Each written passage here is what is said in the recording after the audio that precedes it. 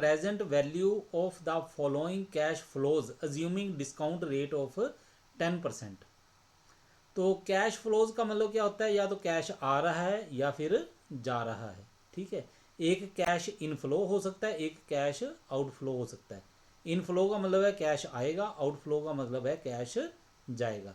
और यहाँ पे कैश फ्लोज का लिखा हुआ है तो इसका मतलब है या तो कैश आ रहा है या जा रहा है, कुछ भी हो सकता है दोनों में। तो हमें कहा गया कि आपने इसकी प्रेजेंट वैल्यू पता करनी है। तो मान लो ये कैश जो है, हम इसको मान लेते हैं कि ये इनफ्लो है, कि हमें मिलेगा। पहली बार कैश कब मिलेगा, पहले वर्ष के अंत में हमें मिलेंगे 5,000 रुपये। दूसरे वर्ष हमें मिलेंगे 10,000 रुपये। तीसरे वर्ष हमें मिलेंगे 10,000 रुपये। चौथे वर्ष हमें मिलेंगे 2,000 रुपये।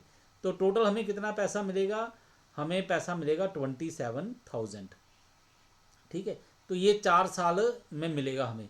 मान लो ये सारे का सारा हम पैसा चाहें कि हमें अभी दे दो, ठीक है, और डिस्काउंट रेट जो है वो 10% रखा हुआ है।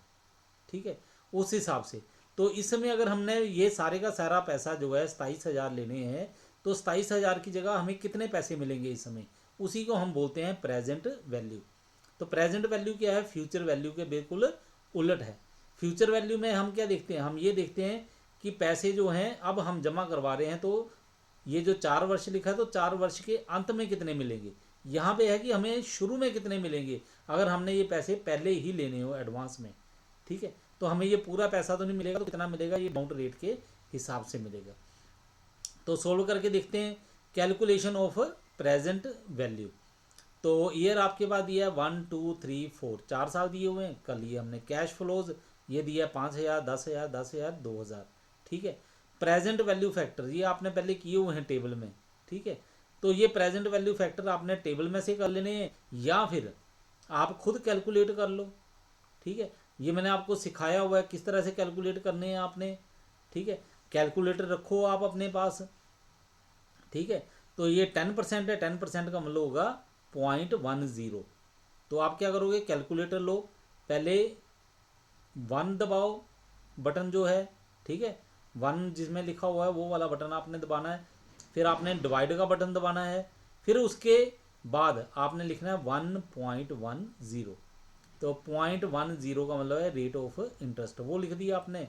ठीक है, उसके बाद आपने इज इक्वल टू का बटन दबाना है। पहली बार इज इक्वल टू का बटन दबाओगे आपके पास ये फिगर आ जाएगी 0.909।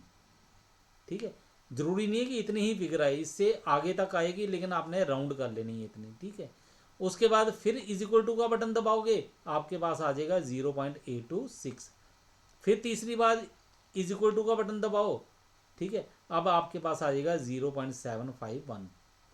फिर बटन दबाओ आप इज इक्वल टू का, अब आपके पास आ जाएगा 0.683। ठीक है, पर याद रखो ये वैल्यू कौन सी लिखी है, ये राउंड की है हमने 3 डेसिमल प्लेस में, तो वो लिखी है। नहीं तो वैल्यू तो आप कैलकुलेटर में देखोगे और आगे 7 या 8 अंक तक आगे चलती जाएगी ये वैल्यू। ठीक है, तो अब हमने पता करनी है प्रेजेंट वैल्यू, वो क्या बनेगी, 5,000 को आप इससे मल्टीप्लाई करो, आपके पास आ जाएगा 4545। अब 10,000 को आप मल्टीप्लाई करो 0.826 के साथ, आपके पास आ जाएगा 8,260 रुपये। अब 10,000 को इसके साथ मल्टीप्लाई करो 0.751 के साथ, आपके पास आ जाएगा 7,510। ठीक है, अब 2,000 को 0.683 के साथ मल्टीप्लाई करो, आपके पास आ जाएगा 1,366। अब ये जो प्रेजेंट वैल्यू दी है ये आ जाएगा आपके पास ₹21,681। ठीक है, तो मतलब क्या है कि ये जो पैसे हमें मिलने थे 4 साल में 27,000 रुपया, ठीक है, अगर डिस्काउंट रेट 10% लिया जाए तो हम चाहते हैं कि ये पैसा हमें अभी मिल जाए। तो हमें कितने पैसे मिलेंगे इसके बदले में, हमें पैसे मिले इस समय 21,681 रुपये।